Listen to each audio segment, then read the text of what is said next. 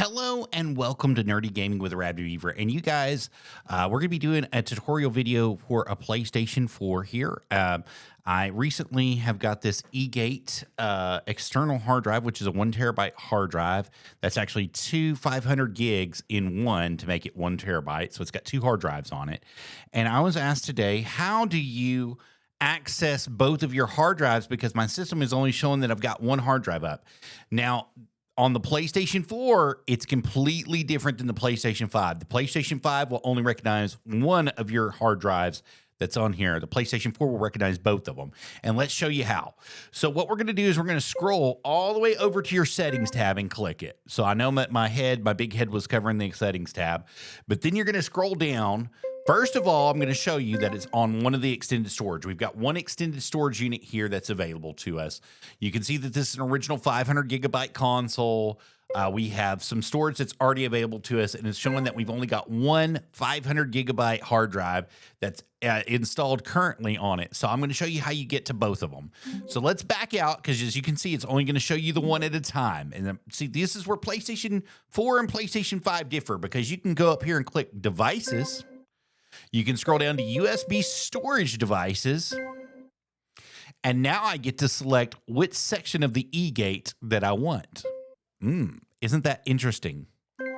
So I can change and use this storage device. It's going to say you're already using a different storage device. You can only use one extended storage device. Do you want to switch to this extended storage device? And you tell it yes.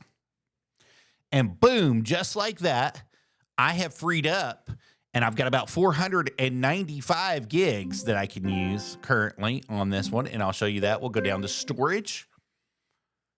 And here it comes. Bam, right there. 32 gigs of 459 gigs that is available. The rest is RAM from this storage unit. And then as you can see, it's got the applications that are installed on it, what applications you got, which applications you want. And so, and if we can do this completely in reverse. Let's say that I want to go back to the other device. You can scroll up to devices from your settings menu. You'll scroll down to USB and storage devices. Then you select the opposite one and do it just right in reverse. Use this extended storage. Are you sure you want to use this extended storage? Yes, you do. And then it says contents being downloaded to your extended storage. If you stop the extended storage download, it will pause, blah, blah, blah, blah. Just tell it, yeah, go ahead. Don't worry about it. Because I'm going to come back to this and we're going to get that downloaded directly on. So now I'm back in here with this big one. And as you can see, once we go back to our storage device there, I had a brain fart. Excuse me, guys. It's going to show that we've got it all calculating here, and we're going to be using that major extended storage device once again, once it decides to click on it and go for it.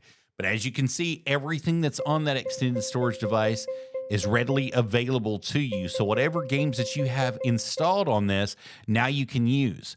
And it's very well worth knowing that this has been an extremely valuable tool for this PlayStation that I have here, because I have a bunch of games that are downloaded digitally, and that was the best way to do it, was just to put them on the external hard drive, let them use the gigabytes up on this external hard drive and let them run through the external hard drive.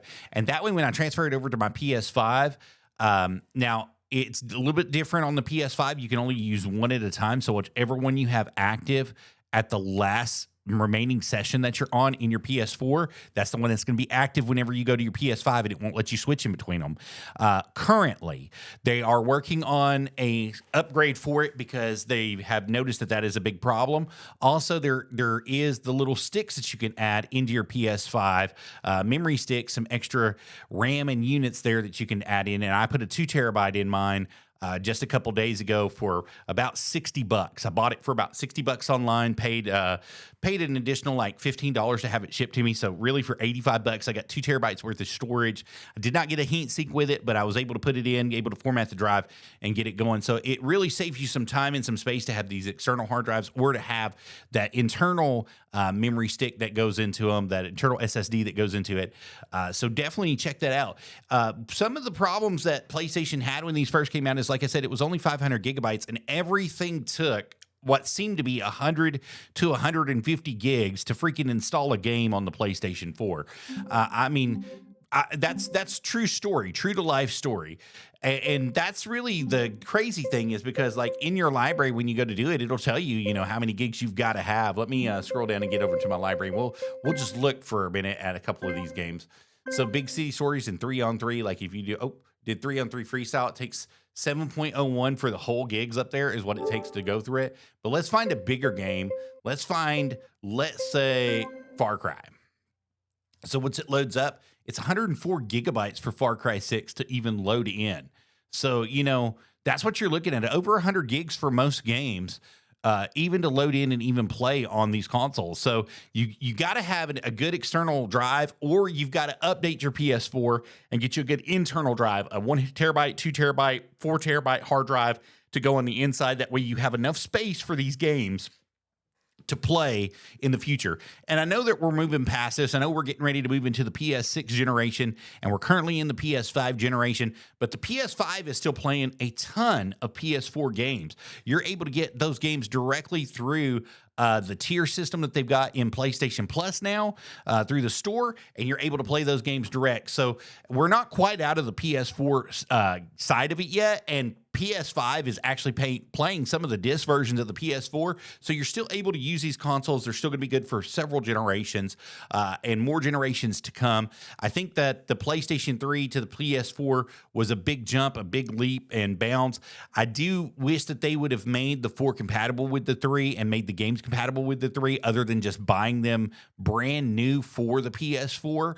But hey, you can't get them all. Anyway, that's my TED Talk for the day. Remember, guys, this Eaget here, I got it for $19.99 on none other than Temu, and it's actually worked really well for me. But it's got 2 separate 500 gigabyte